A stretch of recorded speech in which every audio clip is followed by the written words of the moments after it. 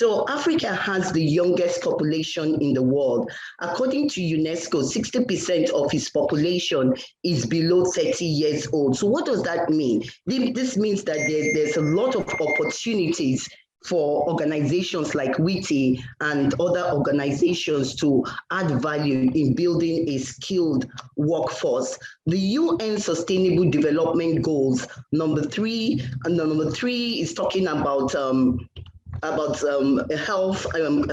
and wellness. Number 4 is talking about education equality. Number 5 is talking about gender equality, and number 8 is talking about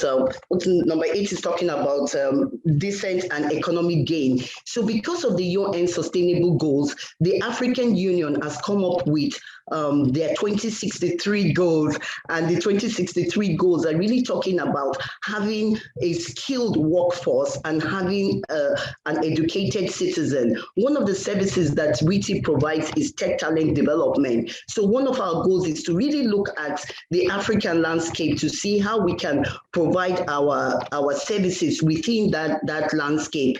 One of the things that we know for sure is that there's a link between human capacity development, economic progress, and STEM. So we look at the African landscape, and UNESCO has came up with a research saying that Africa needs 3.5 million engineers just to meet the UN Sustainable Development Goal number 6, which is access to clean water and sanitation. And Africa lags behind that. Right now, they only have 30% of sub-Saharan population in the STEM workforce. So we're really looking at how we can address those sort of problems. So today we're going to be talking to people on the panel to understand what sort of work they are doing to actually make that a reality. I am a member of the UN Office of the Special Advisor to Africa. And one of our goals is to actually use a lot of work being done by academia, by key actors in different sectors in Africa, to bring it to the grassroots level, to the level of the people who are working at the grassroots, the people on this panel. So today we want to dive a bit deeper to get to understand what they're doing and how WITI can really provide service to them. So I will hand the microphone now to Tosin, who is the moderator of this panel. Tosin, please introduce yourself and please introduce the people on the panel. Hello, everyone. My name is Tosin Arojolu, and I'm so excited and happy to be here with you all as the moderator of this amazing panel. My background is as a civil engineer, although these days I do more of leadership and communication coaching. I'm based in Bahrain, and so I'm very, very excited to talk to our panelists today. They are all amazing. So let's get things off the ground right away. And I would like to turn things off with Oreoluwa. Oreoluwa, can you introduce yourself? Tell us where you're located and give us one fun fact about you. All right. Hi, everyone. It's a pleasure to be here. My name is Oreoluwa Leshi, and I'm the founder and executive director of a nonprofit organization based in Lagos, Nigeria, called the Women's Technology Empowerment Center. And so what we do is we're basically raising the next generation of female technology creators, leaders, and entrepreneurs. Okay, one fun fact about me. I was thinking about that. I love to swim, and I became certified as a scuba diver when I was on my honeymoon. So I think I spent more of my honeymoon in the water than with my husband. That's amazing. That's amazing, Oreoluwa. Thank you so much. How about you, Siklelo? Can you tell us about who you are, where you're located, and one fun fact? Thank you. My name is Siklelo Dube. I am passionately known as the STEM lady here in Zimbabwe because I love everything science, technology, engineering, and maths, from education to innovation and entrepreneurship. I'm the current Zimbabwe Science Ambassador. And one fun fact about me is that I love cookies and peanut butter. I did my cook using peanut butter. So you're a foodie. Yes, I'm a foodie. I love my sweet food. Yeah. Nice, very nice. How about you, Hajara? Can you hear the same thing, who you are, where you're located, and a fun fact? Hello, everyone. It's a pleasure to be here with you all. My name is Hajara Kabir, and I'm a STEM activist. I'm also known as the STEM lady over here in Nigeria, especially in the northern part of Nigeria. I do a lot of STEM advocacies, especially for the northern girls here, considering the fact that a lot of them are not going into sciences and engineering and even school in general. So I'm doing a lot of work in that aspect to, put myself first as a role model for them to see that if one person can do it, then every other person too can. Then one fun fact about me is the fact that I love kids. And when I'm with them, I'm also a kid. So I think that's that about me. And then I look forward to having a fruitful discussion with you all. Fantastic. So you love kids and you probably become one of them when you're with them. So that's incredible. All the time. Okay, great. So we know that the WITI conference is all about celebrating ingenuity. And so I'd like to hear from you, our amazing panelists. What does that really mean to you? How do we celebrate ingenuity? And so let's go with Hajara, since you were the last one to finish off. Why don't we hear from you again? Well, to me, ingenuity is all about, creativity. It's all about you putting yourself out there to be able to stand different in order to, bring a group of people together, to be able to develop them, to be able to bring innovation to the table, to be able to stand out in the crowd. And so far, so good. That is what has been happening, in the world. We've seen how COVID-19 has changed a lot of things for us. It has brought a lot of innovation. Look at the way all of us are in different places, but we're all here at the same time. It's just one person that actually sat down to think that, okay, let's do this. Okay, different people can be in different places and also be at the same place in the same time. So that is my understanding of genuity. It's actually creativity. It's cleverness, it's a lot of things. So, and I'm very happy that I went through all the profiles of the speakers, and I can see that is a hell lot of ingenuity over there. Everyone there is really creative. So that's what ingenuity means to me, and I'm happy that we're celebrating it. Fantastic. That is spot on, Hajara. And I actually see that Mrs. Maduka has joined us. Welcome, Ma. I'm so glad you were able to join us. So before we continue, I would like to have you introduce yourself, tell us where you are, and also we'd like to hear a fun fact from you as well. You have to, you can unmute, Ma.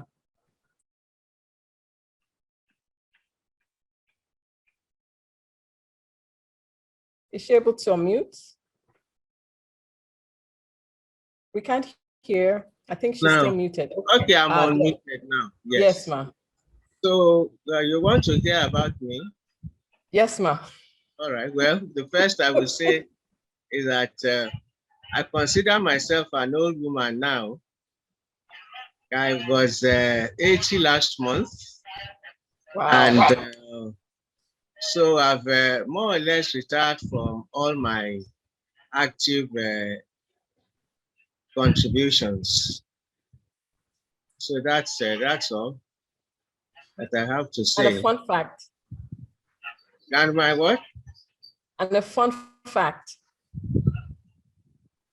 Fun facts. Fun fact.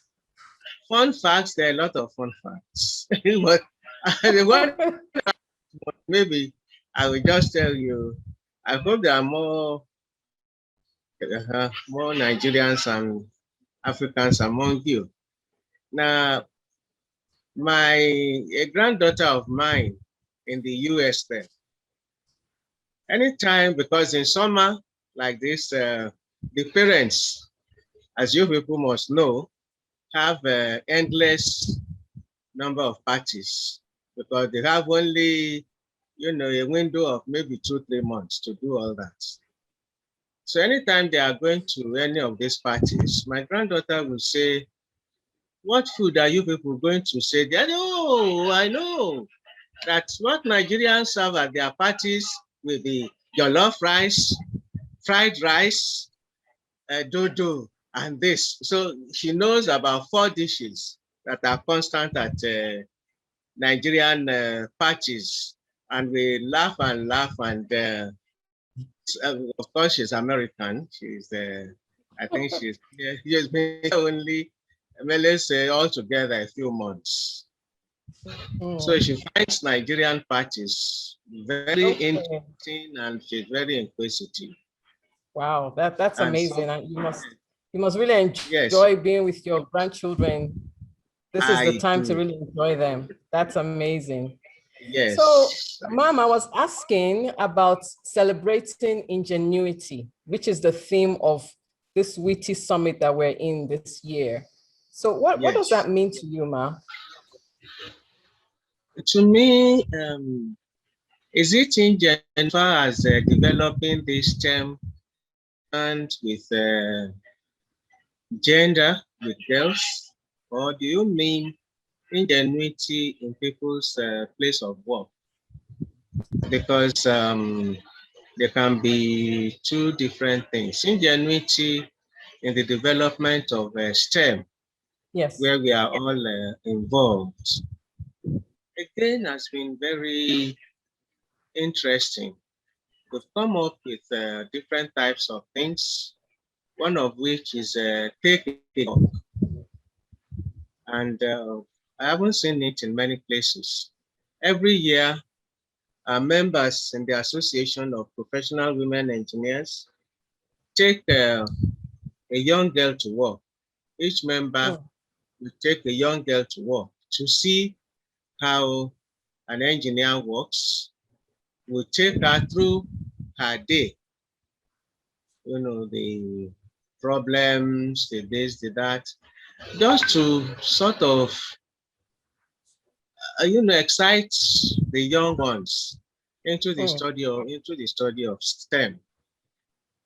And in Nigeria in particular, I think we are making a lot of progress. So I'm hoping that we can continue like that. We have different types of programs that we carry out because when we started years ago, APEN was started in 1982, and the main thing with us at that time was just to give career talks in schools.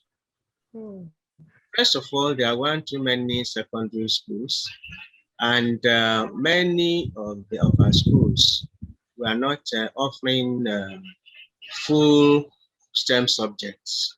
In my own school, and it was one of the few government and very good ones in Queen's School, I did not do any physics or maybe even chemistry at secondary school level. It was after I left secondary school.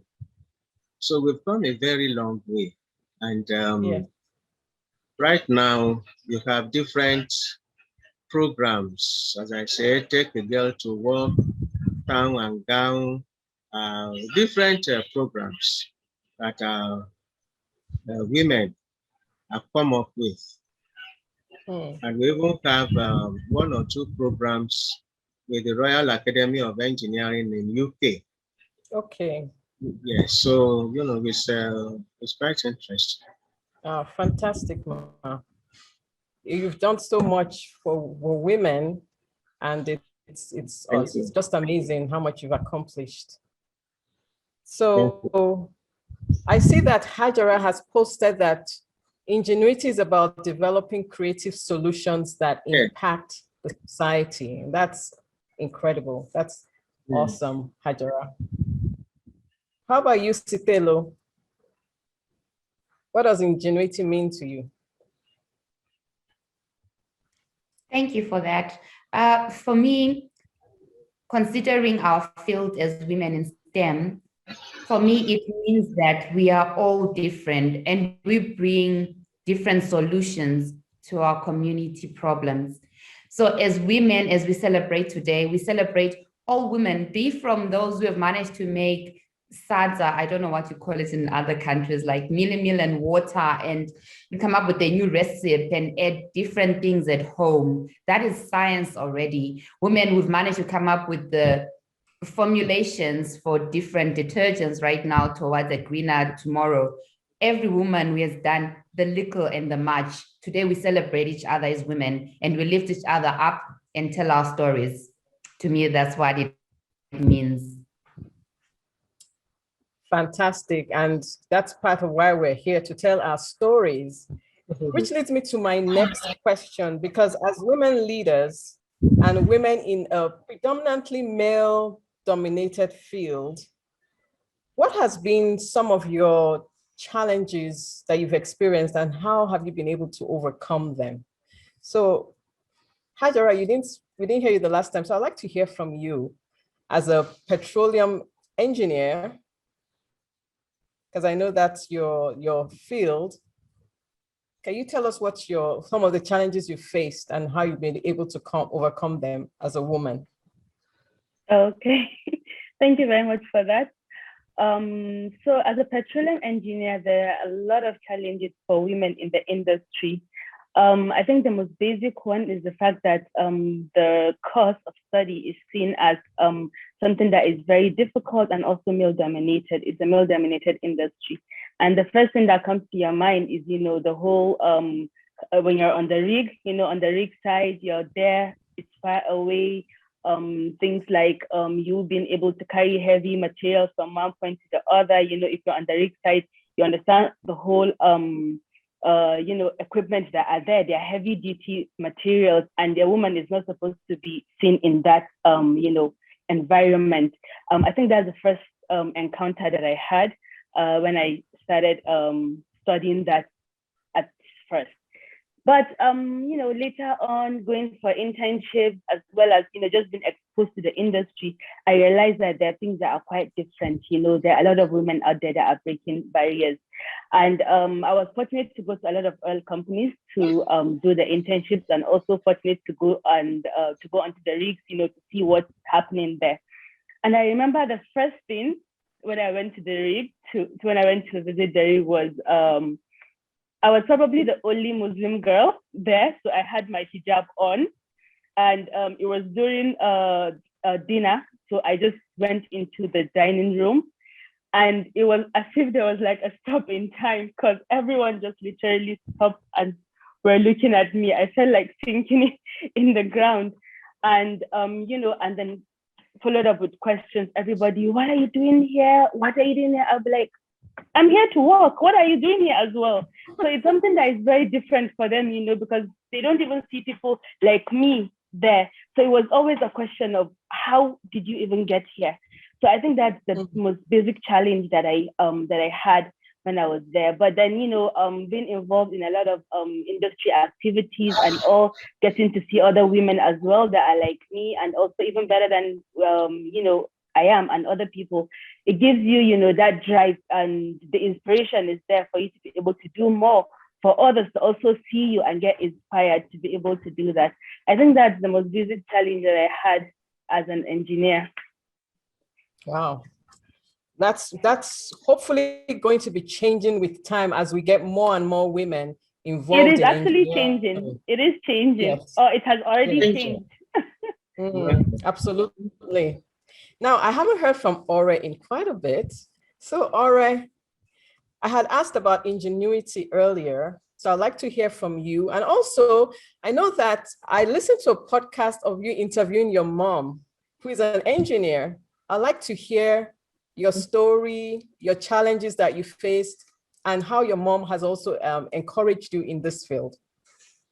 Okay, thank you so much. I'll answer the first question about ingenuity. I think, my fellow panelists gave very wonderful definitions. And so I think, ingenuity basically has to do with creativity as well. And especially being able to do a lot with very little, especially here in the African context, in Nigeria. Sometimes you're working in very difficult circumstances, and you really don't have a lot of resources to work with. In one of our programs, we run a technology after school program, And initially we'd be taking our laptops to the schools because the schools didn't have computers. And then after a while, we started working only with schools that had computers. And then we kind of amended our curriculum so that we are not tied to computers, and we don't need the computers and we don't need the internet. So I think, basically sometimes having very little really forces you to come up with very creative ways, and you really get to exercise your ingenuity in ways that you could never have imagined possible. So I think that's so I think this is a good opportunity to celebrate that and being able to do as much as we can with very little. And I think as women, we're also used to doing that a lot, having to perform under pressure, really. Then in response to your second question, yes, I interviewed my mother. My mother is an engineer, a civil engineer, like you, and she got a PhD in engineering. Growing up, all that really didn't mean anything to me. She was just my mother. But then other people would make such a big deal about it, a PhD in engineering. And so I started a podcast last year during the pandemic. And for the final episode of my first season, I decided to speak with my mom. And it was really interesting because I found out so many things about her that I didn't know. You always think that you know your parents so well, you know everything about them. But then, I heard about other challenges that she had going through school, graduating, in the workplace. And it's really inspired me a lot.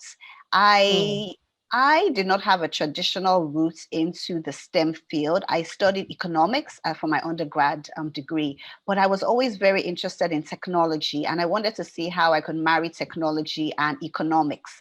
And then I was also very passionate about women living empowered lives. And so I wanted to see, so how can the technology help women live empowered lives? So that's my entry into technology. And so in terms of working, I was very blessed when I started my career. I worked in an organization that was actually predominantly female. And yes, so we were doing a lot of research on technology, on the gender gap, why there's so few women compared to men in the STEM space, why girls start to lose interest in science and tech at a certain age. It was really interesting. And this was in the US. By the time I moved back to Nigeria, then yes, I was confronted with, certain stereotypes, people expecting that, oh, maybe you're the only woman in the room, so maybe you're the secretary. And not that there's anything wrong with being a secretary, but it's just the immediate assumption that you are either the secretary, or when it's tea time, break time, then everybody looks at you to serve everybody tea. I'm like, I'm here for a meeting like everybody else, so those kind of expectations that as a woman, you won't be able to put in long hours on projects, things like that. I mean, thankfully, or maybe it's a double-edged sword. With the pandemic, everyone has been forced to work from home. So we now understand that, you can work from anywhere. The technology helps you do that. But also as women, a lot of us also have the extra responsibility. So it's good, but it's also brought, I think, a double yoke with it. Absolutely. And this is one of the key points that Michelle Bailey made. That's the CEO of WITI, that she made during her keynote speech about how we can build a diverse workforce and move that gender gap closer. So very good points. We have to change that narrative that women are a strong part of the STEM world. I would like to also hear from Sikelo. Could you share what your challenges have been and how you've been able to overcome them?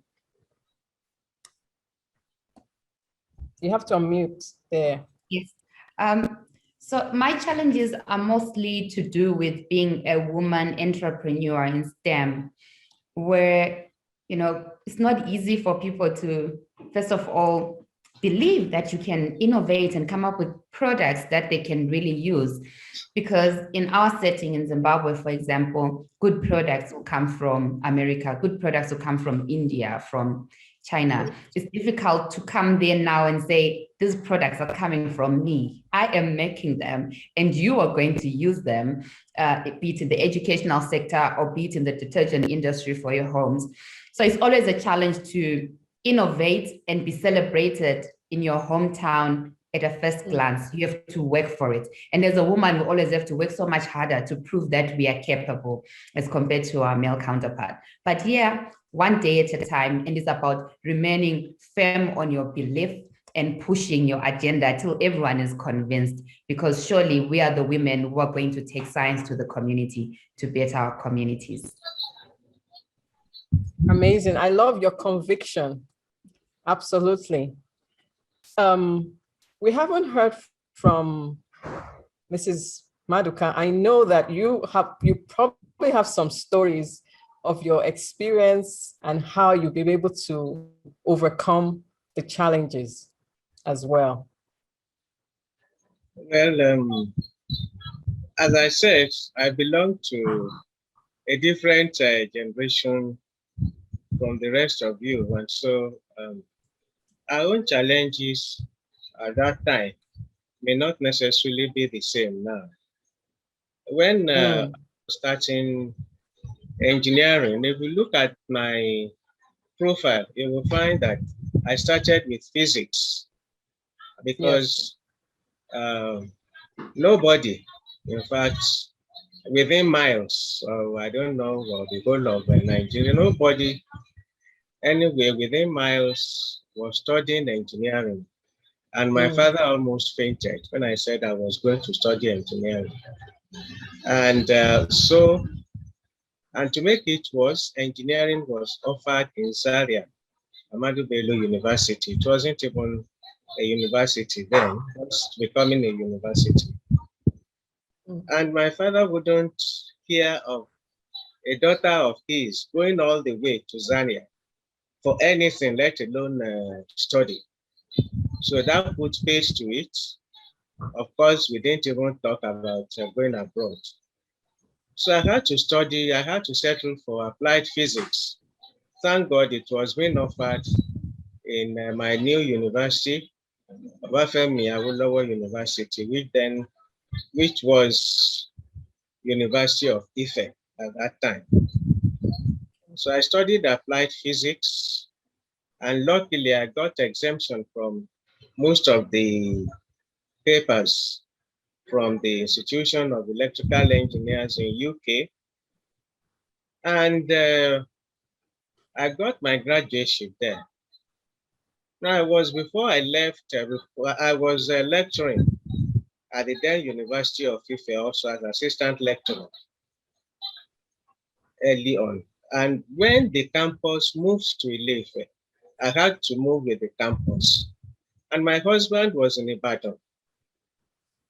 He was in the Western Nigeria Broadcasting Corporation there.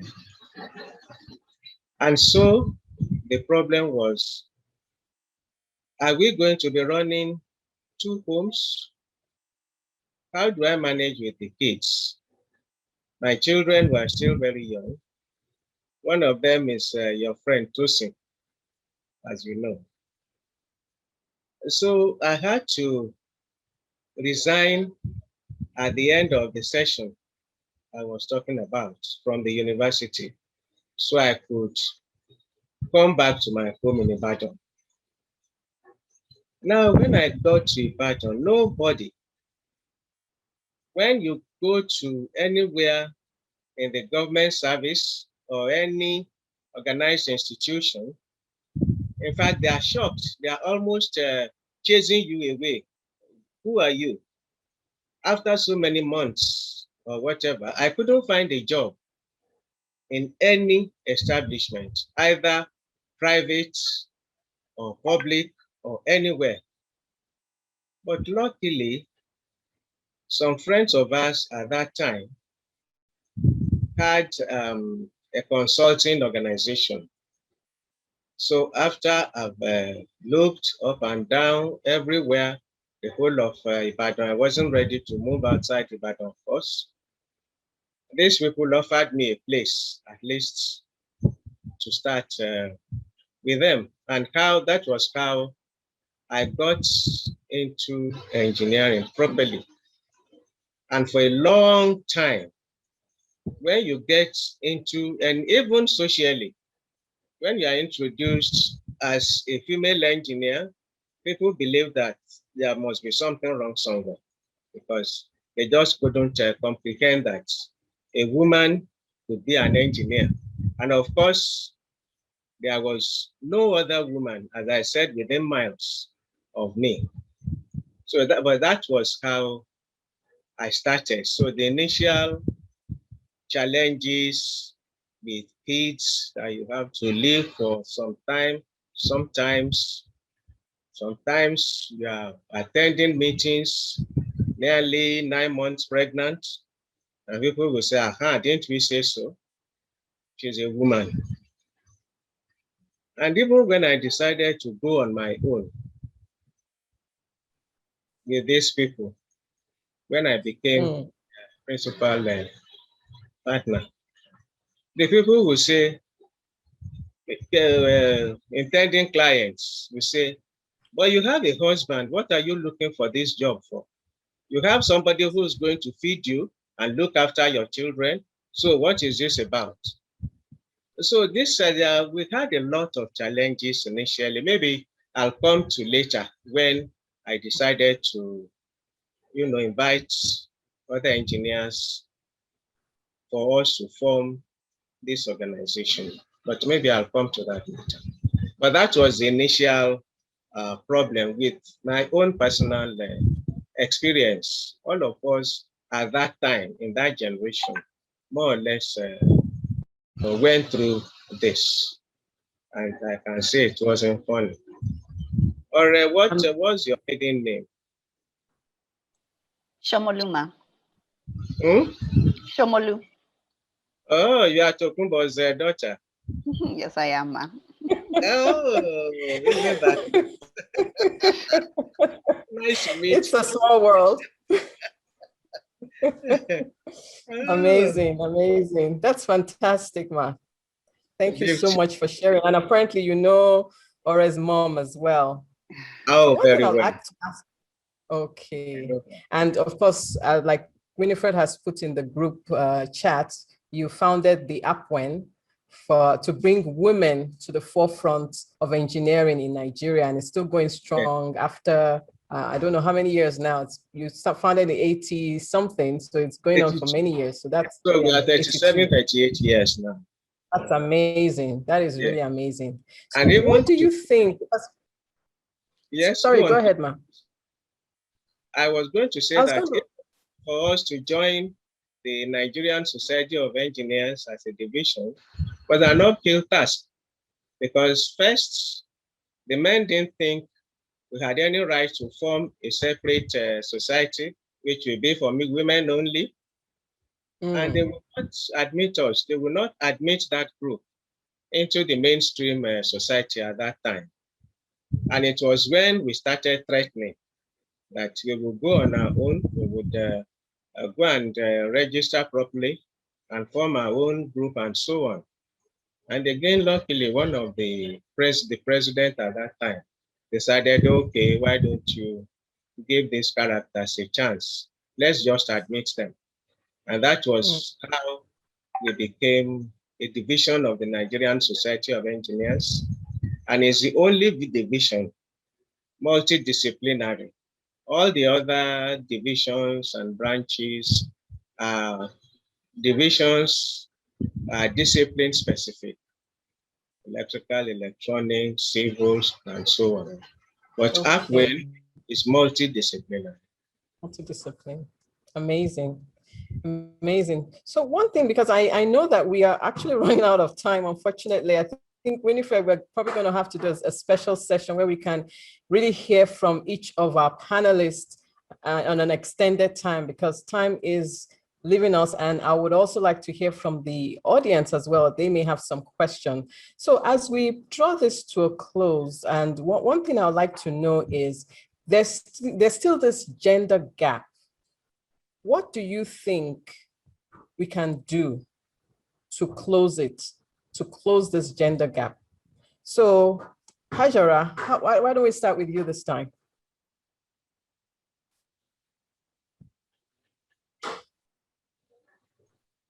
Hajara. Yes. Okay, should I In start? Africa. Oh, okay.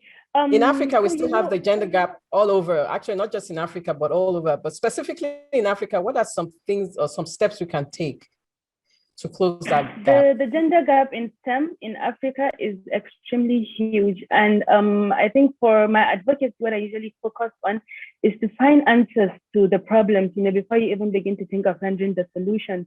And what are these questions? They're around how do we bridge the gender gap in STEM? Questions like, why do so few girls study the STEM subject?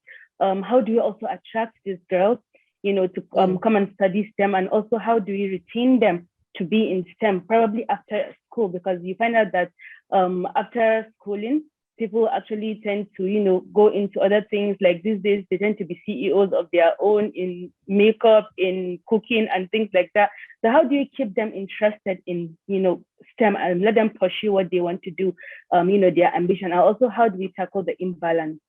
Those are the 4 questions that I usually focus on. But at the end of the day, you find out that there's tremendous opportunities in this industry, in the STEM industry, and all we need to do is to find them. So for me, the solution is we have to take it back to basics. It has to start from the beginning, taking it back to basics, school, right from elementary level. Let students understand that, let the kids, understand that there's an opportunity in something called STEM, and the world is moving towards that. If we make, if we're able to, make children to understand that this is what STEM is about, because when they look everywhere around them, it's all STEM. All you need to do as an adult is to be able to, point them in the right direction, not even to tell them what to do, at least point them in the right direction. Children love the iPad, they love the phones and all. So tell them, explain to them what is the science behind it, what's the technology behind it, how did it, how it was just a group of people that came together to actually develop this. So if you instill all this curiosity in a kid, you find out that at the end of the day, they will grow up with that. And regardless of the child being a female or a male, that passion, that drive is what will keep them to be able to achieve what they want to do. The next thing is, coaching girls. For example, secondary school girls that have probably passed that stage of nurturing, you can still help in instilling all this, opportunities in them through mentoring sessions, through coaching, and that's what I do mostly in my in the startup organization that I have, the Girl in STEM initiative. Lastly, is also to help in unlocking the digital dreams of girls. You find out that you go to a particular place and you take something that has like a phone, and the girls and boys there have not seen something like a phone before. So all of these things are things that will stir their curiosity and actually allow them to dream big. And so when we do that, we also need the government support to be able to help us to achieve this, because, little organizations like us, there's very little that we can do. And probably the last thing is for us to be able to make parents, teachers, and guardians to understand that STEM is an interesting, it's a rewarding, and a beautiful, successful career choice for girls. So that is all I have to say about that. Wow, you've packed up a lot of information. So we're looking at starting from girls when they're younger to get them introduced into STEM field, getting the government to also help to get this into the culture, to affect the curriculum, to be able to welcome STEM. Yes. Absolutely. That's great. So I want to make sure that we hear from all the panelists. So Sitlilo, can we hear from you as well? Yes, thank you so much, Hajara. You said very valid points, and I cannot agree more on issues that you have raised. What I wanted to just cement on is the issue of socio-cultural challenges. This is one of the biggest problems that I think we have in Africa. And I'm happy that Mama has also mentioned her challenges that she had. And sadly, we still go back to the 80s and still say up to today, we still have some of those socio-cultural challenges. And we need to do a lot of work around that. I'll give you an example. My experience as a teacher, I noticed that parents contribute 90% of a student's decision on what career path to take. So when they are 15, 16 years old, maybe even before that, 14, 15, in Zimbabwe, for example, we have to ask the students to choose what subjects they want to take. And these subjects are very much linked to the careers they will take in university. So you're asking a 14-year-old, 15-year-old what they want to do in the next 10 years. And you have the parents coming for those seminars and those career choosing days. And the parents are literally saying to you, I know my child, I know she can't do this. Or I know my child, she likes this, but she's not going to do this. And at the end of the day, the decision, 90% of it lies with the parents. So there's need for us to do more in terms of educating the parents on the possibilities and career options in STEM, so that they can also encourage the children from a very young age. And this also goes back to the teachers. Your teacher at preschool needs to already instill that in you, that you can do this, you can code, you can program. And our curricula is not in line with that. So we need, for example, we even need a free trade kind of zone. You know how Africa has come up with a free trade zone for business? We also need science policies that are Africa-based, where we can say in Africa, this is our standard for science and technology, engineering and maths. We share that, we're proud of it. And it's a story that we can tell. If our parents understand that you can study IT and these are the options, if our teachers understand the career options that are there already, it's two-way, from home to school. So we need training for the parents, we need training for the teachers, so that they do a lot in terms of us meeting this goal of gender parity in STEM. That is what I think.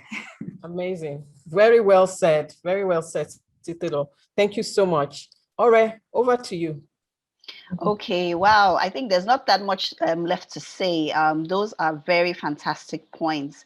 I would just say that it's important for us to have data. When I started with WTech, it was very hard to find data in terms of maybe how many women are working in STEM, and then basically so we can track it all through the years, because you don't know if you're making any progress unless you're able to measure the actual figures. So that's one thing that we've really been trying to work on, gather that data. Luckily, you can get like university admission figures from the Joint Admission Matriculation Board, which basically administers exams for university entry. So we know roughly the figures of women who are going to study engineering and technology degrees. And so we can track that over the years, and we can see if our initiatives are having any effects, positive effects or not. The other thing is also to try and connect STEM to out of school activities, because a lot of times we started off trying to encourage girls to study STEM degrees, but not every girl has that opportunity to go to school. So we actually have started another program called the Makerspace, where we're creating and building things. So I'd love to talk with my co-panelists after the session, especially Hajra, because we started working up north and we're building things. So the girls are getting excited about science and tech, and some of these girls are not in school. So they're like, wow, so this is the real life application of this. So yeah, so I think those are the kinds of things that can really inspire and interest and encourage girls to pursue STEM careers. Amazing. We've had such a rich discussion that I'm so sorry that we only have like 5 minutes left. And these are such great value points. I hope that we can all keep in touch and see how we can continue this conversation even beyond today's session. What I'd like to do in the next 5 minutes, any questions, what questions the audience may have, I think we could probably take one or two, and they could, if anybody has any questions. Any questions? Because we could keep going, but I just want to give Moody has a question. Moody Kenny has a hand raised, so please unmute yourself. Okay. Yeah, yes. so just first of all, I just want to say thank you to all the panelists, especially Mrs. Maduka, for just sharing your experience. And I just wanted to know, like, it's just really interesting and inspiring to hear all of your stories. And for example, a friend of mine, she's also has a STEM nonprofit in Nigeria, the Viziola Foundation, where they do coding boot camps and things like that. And I'm just wondering, is there like a way where, you all connect so that, if somebody like in the South is doing, a boot camp, and maybe people in the North are interested, but you don't run it in the North, but maybe Hajara does, like just some way that you all can connect so that you can continue to, I guess, like grow and like just spread across, well, in this case, Nigeria, but just, spread across the continent as well. Because I would love to put her in touch with you guys as well, because he's also very passionate about STEM. I will answer that question. Can I be included to the panelists? Yes. So Winifred again. Yes. I am Please building. Come back, Winifred. I'm building the African EdTech Network, and a lot of the people here are part of the African EdTech Network. I've hunted them from LinkedIn to Clubhouse, and I'm so glad to curate this whole panelists. A lot of them I've never met. I've not been in Africa for the past 3 decades. So with the African EdTech Network, that is the mission and our vision is for us to collaborate. Sikelo is in Zimbabwe. We have other people in Zambia and in other parts of the world, so that we can actually leverage each other's resources, use services that WITI is providing, and extend our reach within Africa. So our focus is not Nigeria, although because this was a multi-generational panel according to the Generation Equality UN campaign that is going on right now in June, the big vision of African EdTech Network is for us to do exactly what you said, Moody, for us to collaborate, for us to kind of not reinvent the wheel, just actually get a license on what somebody is doing in Nigeria and bring it to South Africa and or to other parts of Africa. So African EdTech Network started, I said building it when I joined Clubhouse in February. So it's still very much in the beginning phases. In addition, I'm also a member of the UN Office of the Special Advisor to Africa.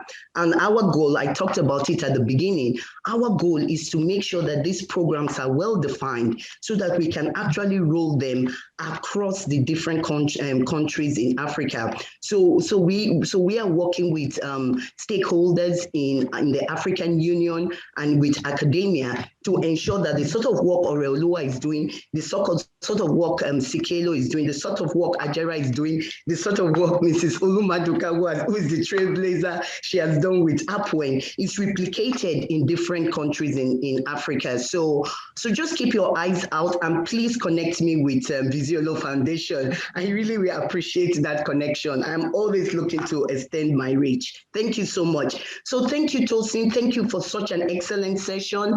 I am sorry we cannot take any more questions because of the next session, but thank you. I'm telling you that this sort of discussion is so important. It's a discussion that we will continue to have in our Clubhouse room. WITI, we have a room on Thursdays to have conversations like these. These conversations will bring other people to share their ideas. And these ideas, we take them away and try and massage them so that we can implement them and make an impact in people's lives.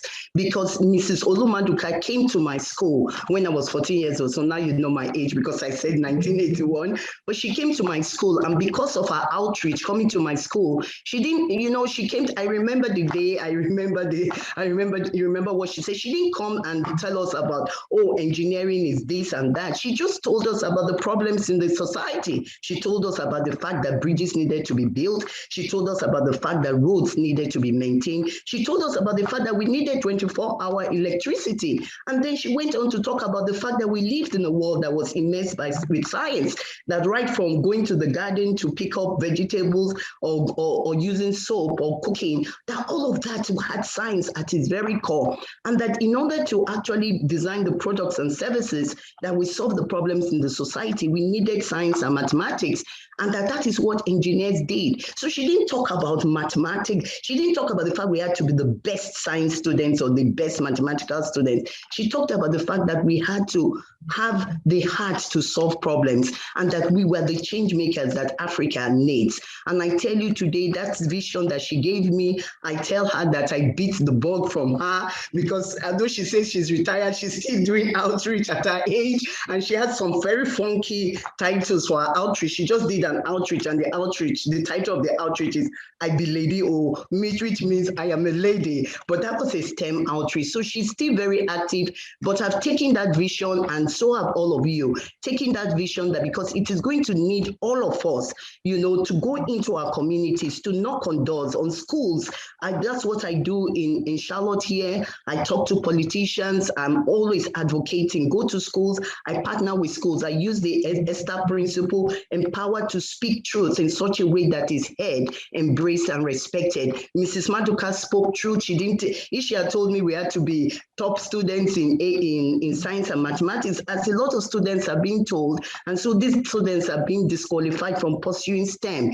And she didn't say that. She just told us that we had to have a heart to solve problems. And that's the message I want each one of you to take from this session, is to go out into your community, be an advocate, be like, this they are advocating in Nigeria, but wherever you are located, be an advocate. A child needs to hear that she can have a seat at the table, because the return on investment is STEM, and we need it, like Michelle Bailey said, we need a diverse workforce in order to design the products and services that this society needs in order to be highly productive. So I would like to encourage everybody today to take this message to heart, that anybody can do this. So please do it in your community. A child is waiting for you in the classroom, waiting for you to tell your story, as these people have shared their story.